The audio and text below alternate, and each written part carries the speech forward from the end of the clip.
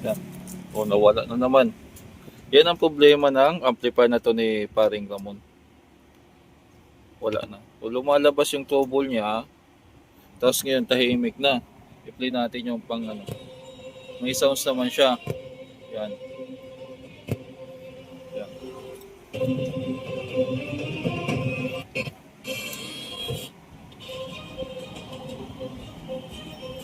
Ang problema sa ganitong trouble na nagmo-motor boating, madalang lang to sa mga concert 5 auto. Ngayon, dito sa amplifier na to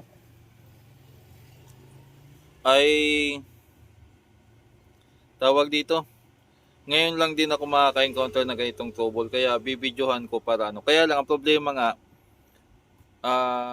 hindi mo agad siya ma-stabilize o ma-establish na nagawa mo na kasi kailangan obserbahan mo pa eh. Tapos kailangan ma-sure mo na yun talagang problema. mahirap yung mga ganong trouble na kailangan obserbahan para malaman kung okay na o hindi. Mga boss. Tulad nito, i-play natin. So ngayon, okay naman siya, tahimik. Okay naman siya. Napansin nyo nung tinitesting natin, unti-unting nawala o bumalik sa ano. Kaya ang hirap talaga hanapin yung ganitong trouble. Pero sige, pag buksan ko muna tapos i-testing ko ulit. Mga boss, so pag volume natin, ayan. So ang problema niya, from volume to dito sa mainboard, sa input kasi pag naka-off yung volume, wala naman siyang sounds na lumalabas. Ayan. Nagtitesting kasi tayo ng rails dito kanina.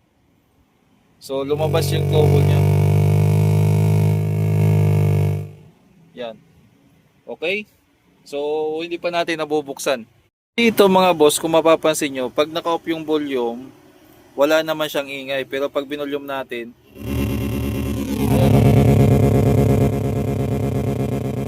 meron siya. So yung source ng volume galing yan dito. Ito papunta dito sa volume, tapos papunta dito. So possible na ang sira nito ay itong dalawa. So gagawin natin ay i-replace na agad natin to. Meron naman tayo dyan pamalit para sure. Yan. Yan. So nagkaka-problema na dito sa sa pinaka input niya or multiplexer IC.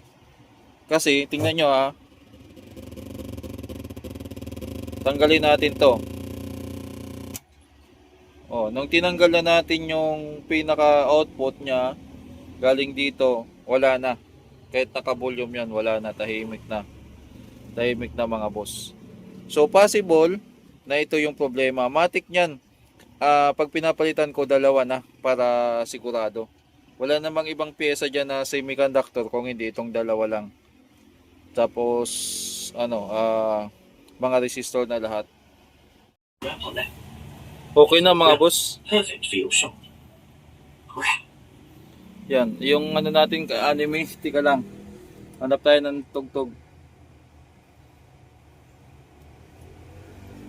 So, ginamit ko na to. Nanood ako ng mga movie kanina hanggang ngayong hapon. Okay na siya.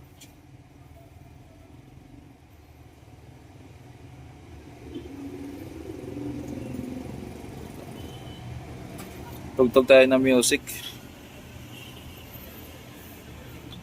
So okay na, nagpalit tayo ng dalawang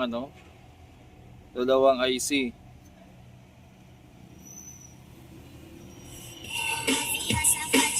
Ito yung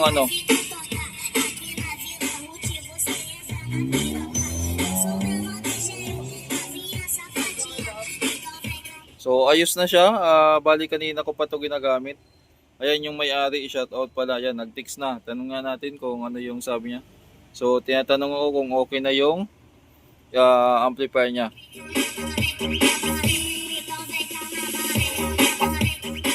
So, okay na siguro to. Replyan ko na. Hanggang dito lang yung vlog natin mga boss.